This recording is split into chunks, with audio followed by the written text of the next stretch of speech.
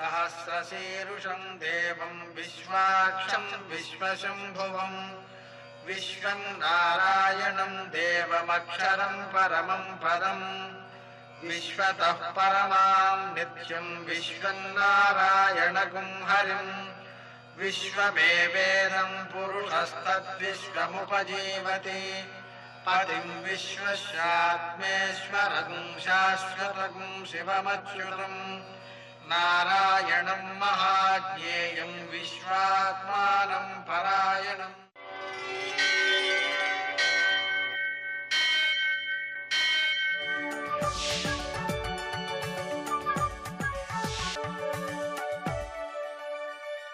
सूर्यशौर्यमथेन्दुरिन्द्रपदवी सन्मङ्गलं मङ्गलम्। नमस्ते भगवन् देवदत्तात्रेय जगत्प्रभो सर्वबाधा प्रशमनं कुरु शांतिं प्रयच्छम्। నేటి కాలమాన విశేషాలను గమనిద్దాం. స్వస్తి శ్రీ చంద్రమాన మన్మథనామ సంవత్సరం దక్షిణాయనం శరదృతువు ఆశ్వయుజ మాసం కృష్ణపక్షం గురువారం. సూర్యోదయం 6:15 సూర్యాస్తమయం 5:42 తిథి విధియ ఉదయం 11:05 వరకు, నక్షత్రం కృత్తిక రాత్రి 6:40 వరకు, వర్జం ఉదయం 7:46 నుంచి 9:13 వరకు, దుర్ముహూర్తం ఉదయం 10:05 నుంచి 10:51 వరకు, మరల మధ్యాహ్నం 2:39 నుంచి 3:25 వరకు, అమృతకాలం సాయంకాలం 4:29 నుంచి 5:57 వరకు, రాహుకాలం గురువారం కాబట్టి మధ్యాహ్నం 1:30 నుంచి 3 గంటల వరకు, అష్టకవర్గు రీత్యా శుభప్రదమైన సమయం ఉదయం 11:55. నేటి విశేషాలు: చంద్రోదయ ఉమావ్రతం, దీన్నే వ్యవహారంలో అట్ల తద్ది అంటారు. సాయంకాలపు వేళ అట్లు చేసుకుని చంద్రుడిని పూజ చేసుకుని, చంద్రోదయం రాత్రి 7:25 అవుతుంది. ఆ సమయంలో చంద్రుడిని దర్శించి పూజించి వాటిని నివేదించి వాటిని వాయనమిచ్చి అట్లను పలహారంగా చేయడం అనేటువంటి సంప్రదాయం ఉంది. దీన్ని ఆచరించడం ద్వారా సౌభాగ్యవంతమైనటువంటి జీవితాన్ని స్త్రీలు పొందుతారు అనేటువంటి భావనతో దీన్ని ఎక్కువ మంది ఆచరిస్తూ ఉంటారు. ఈరోజు మరో విశేషం, గురువారం కాబట్టి గురుగ్రహానుగ్రహం సిద్ధించడం కోసం బృహస్పతి ప్రార్థన చేయడం. దత్తాత్రేయ అవతారాలుగా భావిస్తున్నటువంటి దేవాలయాల్లో శనగపిండితో చేసే బందరు లడ్డు లేదా పూస లడ్డు ఏదో ఒకటి వాటిని నివేదన చేసి ప్రసాదంగా అక్కడ ఉండేటువంటి భక్తులందరికీ కూడా పంచటం. ఆహార దానం, అన్నదానం చాలా గొప్పదండి. హరిద్ర అన్నం, హరిద్ర కూడా గురుడికి సంబంధించింది కాబట్టి ఆ పసుపు వేసి కలిపేటువంటి చిత్రాన్నం ఉంది కదా, దాన్ని నివేదన చేసి ప్రసాదంగా పంచటం. ఇవన్నీ కూడా సరి అయిన బుద్ధి కుశలతను పెంచుతూ సరి అయిన నిర్ణయాలు తీసుకునే వారిగా తయారు చేస్తూ గురుగ్రహానికి సంబంధించినటువంటి దోషాలను తొలగిస్తాయి. అందుకని దత్తాత్రేయ అవతారాన్ని పూజించుకోవడానికి అనుకూలమైనటువంటి రోజు నేటి ఆణిముత్యాలు.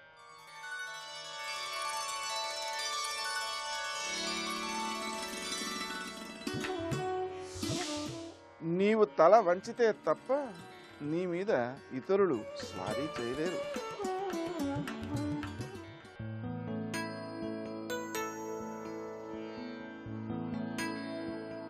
ఐహికమైన ఆశలకి అతీతంగా ఆలోచన చిగురించగలిగితే జీవన్ముక్తికి మార్గం సుగమం అవుతుంది.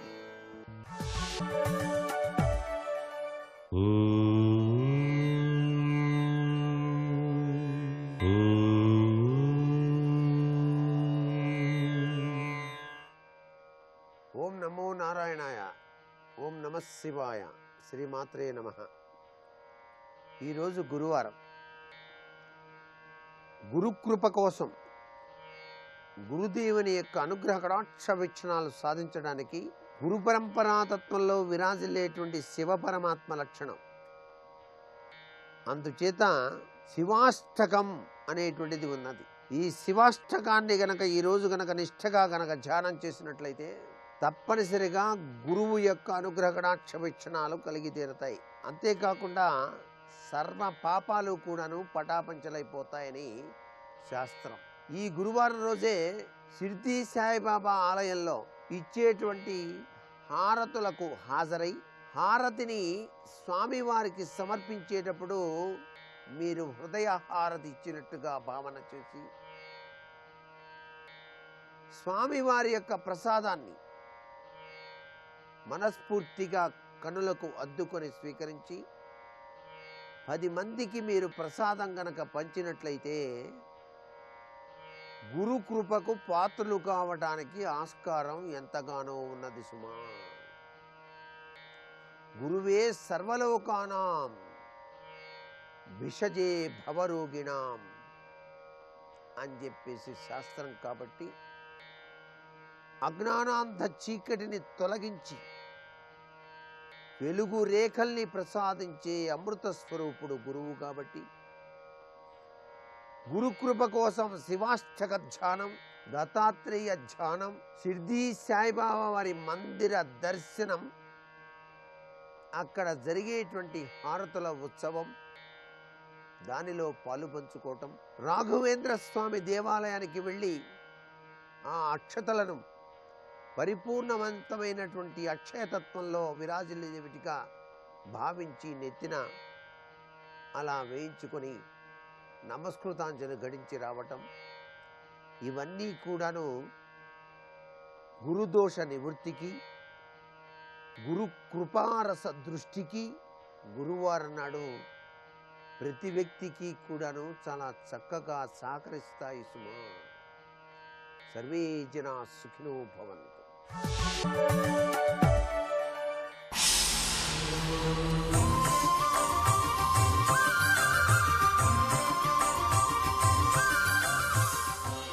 శతక సాహితీ సరస్వతికి నమస్కారం.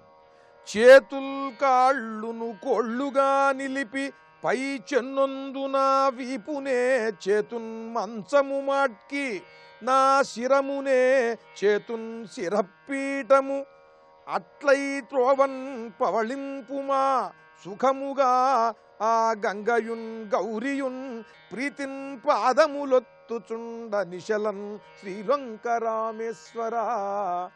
ఓ రామేశ్వర స్వామి, నన్ను నేను నీకు ఇలా సమర్పణ చేసుకుంటున్నానయ్యా, అనుగ్రహించి స్వీకరించు. చేతుల్ కాళ్ళును కోళ్ళుగా నిలిపి పై చెన్నొందున వీపునే చేతున్ మంచము మాట్కి, నేను నీకు ఒక అద్భుతమైనటువంటి మంచంగా మారి ఒక కానుకగా నాకు నేను నిన్ను సమర్పించుకోవాలనుకుంటున్నానయ్యా. ఎత్తు పల్లాల కొండల్లో ఎట్టా పడుకుంటావు స్వామి? అందుకని నా చేతులు కాళ్ళు మంచానికి ఉండే 4 కోళ్ళుగా చేసి నా వీపునే ఈ మంచంగా మార్చి నా శిరస్సుని నేను ఒక తలదిండు చేస్తానయ్యా. చేతుల్ కాళ్ళును కోళ్ళుగా నిలిపి పై చెన్నొందున వీపునే చేతున్ మంచము మాట్కి నా శిరమునే చేతున్ శిరపీఠము అట్లై త్రోవన్ పవళింపుమా. ఆ విధంగా హాయిగా పడుకోవయ్యా నన్ను మంచం చేసుకుని. సుఖముగా ఆ గంగయున్ గౌరియున్ ప్రీతిన్ పాదములొత్తుచుండ నిశలన్ శ్రీలంక రామేశ్వర. నువ్వు ఏ భక్తుడు పిలిచినా సరే ఆ కొండల మీద నుండి ఆ రాళ్లల్లో ముళ్ళల్లో ఆ కొండలు ఎక్కి దిగి వచ్చి వెడుతూ ఉంటావయ్యా వాళ్ళని కరుణించేందుకు. పరుగులెత్తుకుని వస్తావు భోళాశంకరుడవై. ఓ స్వామి, నీ పాదాలు ఎంతగా బాధపడతాయో కందిపోతాయో. నువ్వు మళ్ళీ వెళ్ళి పడుకునేందుకు కూడా సరైన మంచం లేదయ్యా నీకు. నేను ఒక మంచంగా మారి నీకు నేను సమర్పించుకుంటున్నాను నన్ను నేను. ఈ మంచం పైన విశ్రాంతి తీసుకో. భక్తుల్ని కరుణించి రాత్రి వేళ నిద్రించేటప్పుడు ఆ గౌరీదేవి గంగాదేవి నీ పాదాలకు సేవ చేస్తారు స్వామి అంటూ అమాయకమైనటువంటి హృదయంతో ఒక జానపదుని వలె స్వామి తత్వము తెలిసినా కూడా పండిత కవి అయి ఉండి కూడా ఒక జనపదుడుగా స్వామికి తనను తాను పరిచయం చేసుకుంటూ స్వామి, నేను అజ్ఞానిని, నేను ఇలా ఊహించుకుంటున్నానయ్యా నన్ను ఇలా అనుగ్రహించు అంటూ చిత్ర విచిత్రములైన చమత్కారములతో ఆ పరమేశ్వరుణ్ణి ఆరాధిస్తూ అద్భుతమైన ఊహలతో కవితారాధన చేస్తూ కవితాభిషేకం చేస్తూ చక్కని ధారతో గొప్ప శతకాన్ని మనకు అందించిన నంబి శ్రీధర్రావు గారి లొంకరామేశ్వర శతకంలోని మరి ఒక పద్యం గురించి రేపు ఉదయం తెలుసుకుందాం. ఓం నమః శివాయ. करोति या बिभर्ति या निहन्ति या जगत्त्रयं समन्ततो विभाति या न दृश्यते क्वचिच्चया. सर्वमङ्गलमाङ्गल्ये शिवे सर्वार्थसाधिके शरण्ये त्र्यम्बके गौरि नारायणि नमोऽस्तुते नारायणि नमोऽस्तुते. शिवाय गुरवे नमः. श्रीमात्रे नमः. श्री विष्णुरूपाय नमः शिवाय. श्री उमायै नमः. కావ్యకంఠ గణపతి ముని వివిధ దర్శనములు ఆధారంగా చెప్పబడుతున్న చిచ్చక్తి యొక్క విభిన్న నామములు రూపములు వీటిని వివరించి ఈ రెండవ స్తబకాన్ని పూర్తి చేస్తూ 27వ శ్లోకం చివరి శ్లోకాన్ని చెప్తూ ఉన్నారు. మదీయమంబికాఖిలస్య విష్టపస్య దుష్టధీద విష్టపాద పంకజ ధునోతు కష్టజాలకం ఇమే చ కోమలైపదైరమూల్యతల్పశాలినః తదీయ మంచరూపతాం భజంతు పంచచామరాః. ఇది పంచచామరము అనబడే ఛందస్సులో రచింపబడినది ఈ రెండవ స్తబకంలోని 25 శ్లోకములు. ఈ పంచచామరము అమ్మవారు కూర్చునేటువంటి మంచముగా మారుగాక అన్నారు. ఇక్కడ అమ్మవారు కూర్చున్న మంచము అది పంచబ్రహ్మాసనము అని చెప్పబడుతున్నది. అది అమ్మవారు కూర్చున్న ఆసనం. ఆ ఆసనంగా మారిపోవాలి ఈ భవ్యములైనటువంటి శ్లోకములోని భావిస్తున్నారు. ఇక్కడ దీన్ని బట్టి ఈ శ్లోకములో అమ్మవారు కూర్చున్నారు అనే భావాన్ని మనకు అందిస్తున్నారు. అమ్మవారు కూర్చోవడానికి అనువైనటువంటి దివ్యమైన మెత్తని పదములతో పరచబడినటువంటి శయ్యగా ఉన్నది ఈ శ్లోకముల రచన అని భావించారు. కోమలై పదై అమూల్య తల్పశాలినః. అమూల్యమైన శయ్యతో ఉండే ఈ పంచచామర వృత్తములు అమ్మా నీకు ఆసనముగా ఉండుగాక అని భావన చేశారు. ఇక్కడ ఇందులో శయ్య అనే మాట ఉంది, తల్పం అనేది. ఈ శయ్య అనేది కావ్యంలో ఒక లక్షణం. కావ్యం నడిచేటువంటి ఒకానొక హొయ్యలు, ఒక సుకుమారత్వము, ఆ శోభని శయ్య అంటారు. అలాంటి శయ్య ఈ పంచచామర వృత్తము ద్వారా అమ్మవారికి లభించుగాక అని భావిస్తూ తన శ్లోకములు అమ్మవారికి ఆసనములుగా భావించిన ఉద్దేశం ఏమిటి అంటే ఆ శ్లోకముల్లో అమ్మవారు కనబడుతున్నారు. అది దీనిలో గ్రహించవలసిన అంశం. ఈ తల్లి ఎటువంటిది అంటే అఖిలస్య అంబిక, సర్వమునకు తల్లి. దుష్టధీద విష్టపాద పంకజ, దుష్టబుద్ధులకు దూరముగా ఉన్న పాదపద్మములు కలది అన్నారు. ఇక్కడ అంటే అమ్మ పాదపద్మాల్ని దుష్టబుద్ధి కలవారు ధ్యానించలేరు, స్మరించలేరు, గ్రహించలేరు. ఎక్కడ సద్బుద్ధి ఉంటుందో వారు మాత్రమే భగవత్తత్వాన్ని తెలుసుకోగలరు. దుష్టులు కూర్చోపెట్టి విన్న అమ్మవారి తత్వం అర్థం కాదు, దూరంగానే ఉంటుంది. అందుకే దుష్టధీద విష్టపాద పంకజ. ఇది సరిగ్గా లలితా శాస్త్రంలో చెప్పబడ్డ దుష్టదూర దురాచార శమని అనేటువంటి మాటకి భావనాత్మకంగా చెప్పబడుతున్న శ్లోకం. అటువంటి ఆ తల్లి పాదపద్మాలకు నమస్కారం చేసుకుంటూ 3వ స్తబకంలోకి ప్రవేశిస్తున్నాం. ఇక్కడ రమ్యమైనటువంటి చిన్న చిన్న వృత్తములతో తీసుకుని అమ్మవారి యొక్క వైభవాన్ని వర్ణిస్తున్నారు. ఒక్కొక్క స్తబకంలో ఒక్కొక్క విషయం విశ్లేషించబడుతున్నది. ఇక్కడ చెప్పబడుతున్నది పరమేశ్వరుడు, ఆయన శక్తి. ఇదే ఉమామహేశ్వరులు అనే భావాన్ని ఇంతవరకు చెప్పుకున్నాం. దీని గురించి వేదాంతవాదులు, తత్వవాదులు, ఉపాసనావాదులు రకరకాల మాటలు చెప్తూ ఉంటారు. వాటిని పరామర్శ చేస్తూ తర్వాత తాను ఒక సిద్ధాంతాన్ని ప్రతిపాదన చేస్తున్నారు. ఇది ఉమాదేవికి దివ్యమంగళ విగ్రహము ఉన్నదా అంటే అమ్మవారికి ఒక రూపం ఉన్నదా, అలాగే పరమేశ్వరుడికి ఒక రూపం ఉన్నదా? ప్రతివారు కూడా ఉమామహేశ్వరుడు అనగానే ఒక రూపాన్ని మనసులో స్ఫురింపజేసుకుంటారు. వారికి నిజానికి శరీరములు ఉన్నవా లేవా ఇది చర్చ చేస్తున్నారు. శరీరములు ఉంటే ఆ రెండింటి మధ్య అనుబంధం ఏమిటి? అతడు వేరు, ఆమె వేరా? 2 శరీరాలు ఉన్నాయి అంటే వేరు వేరు అని చెప్పబడుతుంది. మరి వీరు రెండుగా కనబడడం ఏమిటి? ఈ తత్వం ఏమిటి? దీని గురించి వివిధ శాస్త్రములు ఏమంటున్నాయి? ఆ అంటున్న దాన్ని బట్టి అనుభవంతో ఈయనేమంటున్నారు అనేది ఇక్కడ పరామర్శ చేయబడుతున్న అంశం 3వ స్తబకంలో. మనం మునిపే చెప్పుకున్నాం, ఇదొక జ్ఞానవంతమైనటువంటి విషయం. ఇది కేవలం స్తోత్రము పొగడ్త కాదు, మహిమాన్వితమైన కూర్పు మాత్రమే కాదు. ఇందులో విషయ విజ్ఞానం చాలా ఉన్నది. అదేవిధంగా అనేక శాస్త్రముల్లో చెప్పబడ్డ అంశములని ఒక్కచోట తీసుకువచ్చారు. అందుకు ఉమా సహస్రం సంస్కృత వాంగ్మయంలోని భారతీయ సాహిత్యంలోని ఒక అద్భుతం. అది తెలుసుకోవాలి ఇక్కడ. అందుకే దీనికి అనేక మంది పెద్దలు వ్యాఖ్యానాలు రచించారు. ముఖ్యంగా కపాలి శాస్త్రి అనే మహాపండితుడు సంస్కృతంలో ఉమాశాస్త్రానికి భాష్యం రచించారు. ఆ తర్వాత అనేక మంది దాన్ని ఆధారం తీసుకుని వివిధ భాషల్లో వ్యాఖ్యానించడం కూడా జరిగింది. ఇప్పుడు పాశ్చాత్యులు కూడా ఇందులో ఉన్నటువంటి శ్లోకాల్ని గమనించి సాధనలోకి వినియోగించుకుంటూ సత్ఫలితాలు పొందుతున్న మేధావులు చాలామంది ఉన్నారు.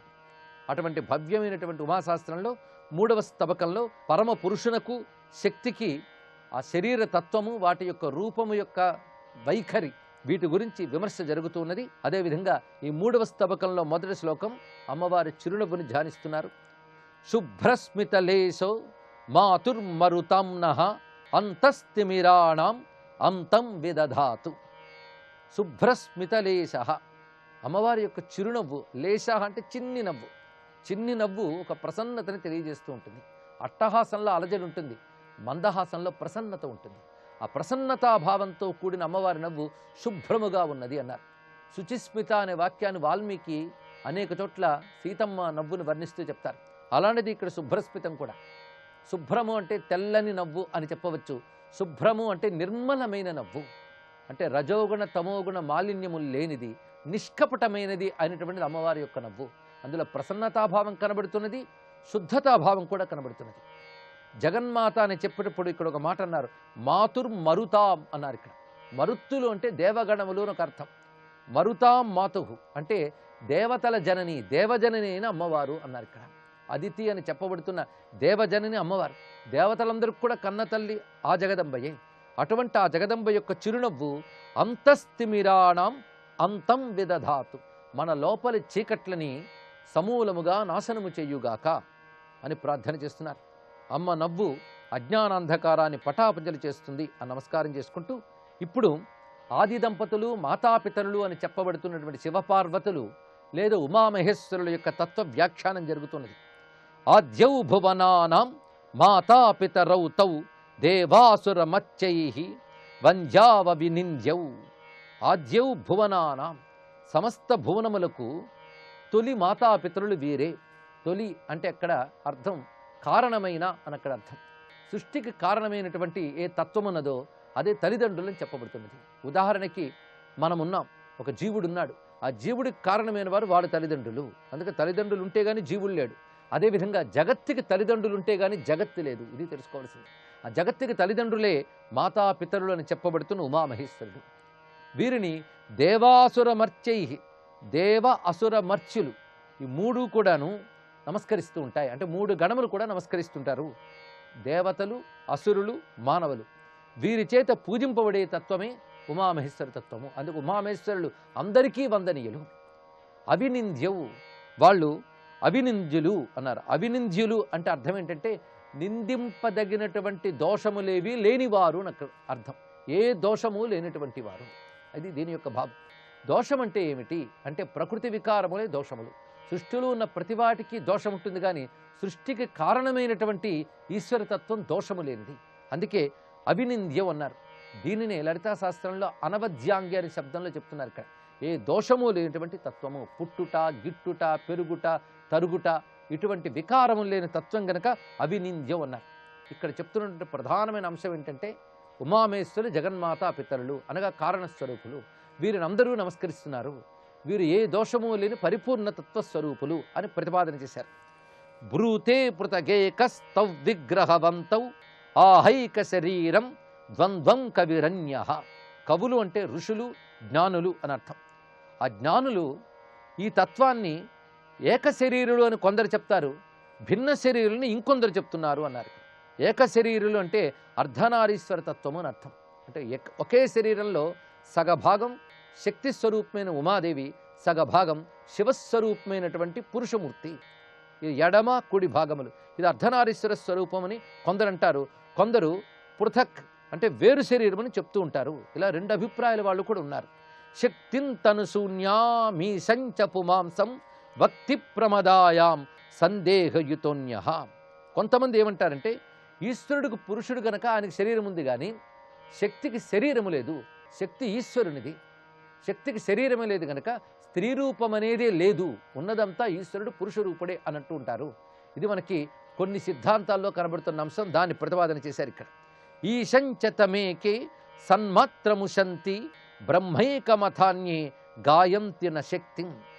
ఇక్కడ మొదటి దాంట్లో 2 రూపములు ఉన్నాయని చెప్తుంటారు కొందరు, అర్ధనారీశ్వర రూపాన్ని చెప్తుంటారు కొందరు అన్నారు. 2 వాదములు వచ్చాయి. 3వ దానిలోకి వచ్చేటప్పటికల్లా ఈశ్వరుడు పురుష రూపంతో ఉన్నాడనేది అంగీకరిస్తున్నారు, కానీ శక్తికి అసలు స్త్రీ రూపం అనేదే లేదు అన్నారు కొందరు. ఇప్పటి వరకు 3 వాదములు ఉన్నాయి. 4వ వాదనలో సత్తు బ్రహ్మము అనేదైతే చెప్పబడుతున్నారో దానినే ఈశ్వరుడు అంటారు, అంతేగాని శక్తి అనేటువంటిదే లేదు, ఉన్నదంతా బ్రహ్మము మాత్రమే అని అంటూ ఉంటారు. ఇది కొంతమేరకు ఉపనిషత్తులు ప్రతిపాదించే తత్వం.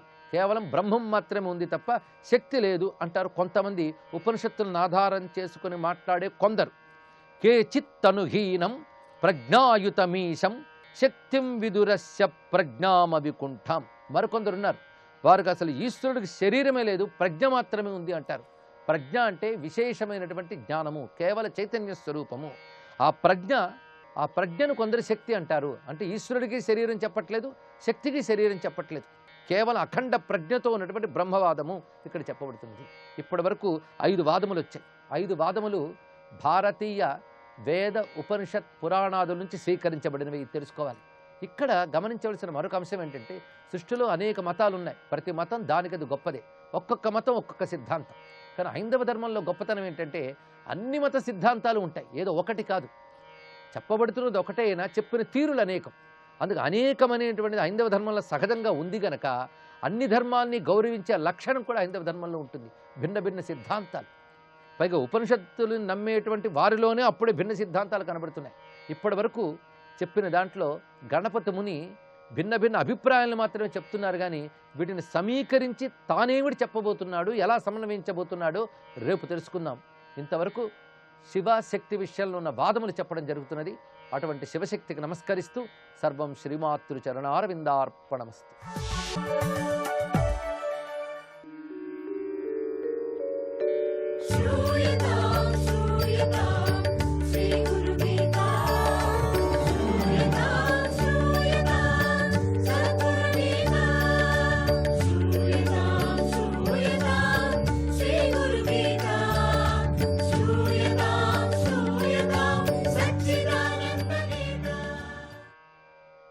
మనం ఇంతవరకు రఘు మహారాజు కౌత్సుడి యొక్క విచారం మాట్లాడుకుంటున్నాం కదా. ఆ కథ విన్నారు మీరు. కౌత్సుడు గురువు గారు అడిగినటువంటి 14 కోట్లు రఘు మహారాజు ఏమో ఇచ్చాడు, కానీ ఎక్కువ ఇచ్చేశాడు. అందుకని నాకొద్దు, 14 కోట్లు మాత్రం చాలు, ఎంచి ఇవ్వండి అని ఈతను అంటుంటే, నాకెందుకయ్యా, మిగతాదంతా నువ్వే పెట్టుకో, లేకపోతే నువ్వు తీసుకువెళ్ళేసి మీ గురువు గారికి ఇచ్చేసాయి. ఇద్దరు కూడా పట్టుబట్టి ఒకరికొకరు మాట్లాడుతున్నారు. ఇంతకు విషయం తేలటం లేనే లేదు. ప్రజలు ఆశ్చర్యపోతున్నారు, ఇది ఎక్కడ వింత వీళ్ళిద్దరిది. 14 కోట్లు ఇచ్చేసి మిగతా తాను పెట్టుకోకుండా, లేదు తానే 14 కోట్లు ఎంచుకొని మిగతా తానికి ఇవ్వకోకుండా ఏంటి ఇట్లా పోటాడుతున్నారు. అంతలో పరతంతు మహర్షి గారు వచ్చారు అక్కడికి. ఇంకేముంది, సమస్య పరిష్కారం అయిపోతుంది కదా, సొమ్మంతా ఆయనే తీసుకుంటాడులే అని అనుకున్నారు. కానీ ఎవరూ ఊహించని రీతిగా ఆయన ఇలా అన్నాడు, మహారాజా, నీ దయ వల్ల మా పాఠశాల బాగా సాగుతోంది.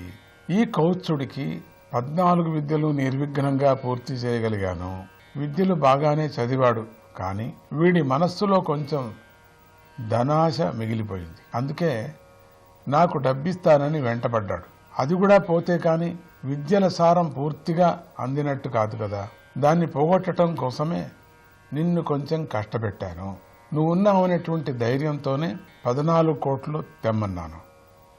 లేకపోతే వీడెక్కడ తెస్తాడు 14 కోట్లు? నీ రాజ్యంలో ఉన్నాం కదా, నీ దగ్గరికి ఎట్లా వస్తాడు, అడుగుతాడు. నువ్వు ఖండితం ఇస్తావనే ఈ పని చేశావు. రాజువై కూడా ఏ కొంచెమో ఆశ లేని మహాత్ముడైన నీ సాంగత్యం వల్ల వీడికి పూర్ణమైనటువంటి నిష్కామ స్థితి వచ్చేసింది. ఎందుకంటే మిగిలింది నాకు వద్దు అని ఎప్పుడన్నాడో, 14 కోట్లే చాలు అని ఎప్పుడన్నాడో అప్పటికి వీడికి జ్ఞానోదయమైంది. నేను 14 విద్యలు చెప్పిన దానికి సార్థకమైంది. పూర్ణమైనటువంటి నిష్కామ స్థితి వచ్చేసింది. అందుకే తనకు ఒక్క కాసు కూడా వద్దంటున్నాడు. ఒక్క దాంట్లో ఒక్క బంగారు నాణ్యం కూడా వద్దంటున్నాడు. ఇప్పుడు గురువుగా నా బాధ్యత తీరింది.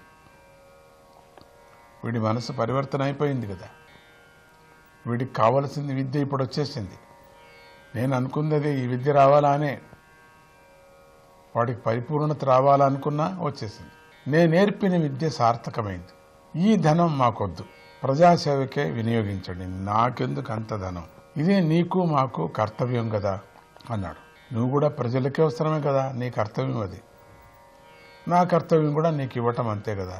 ఆయన ఆజ్ఞకు అందరూ బద్దులయ్యారు. మధురమైన ఈ కథ ఆధ్యాత్మిక గురు శిష్యుల మధ్య గురుదక్షిణ అనేటువంటిది ఎలా ఉంటుందో చెబుతోంది కదా.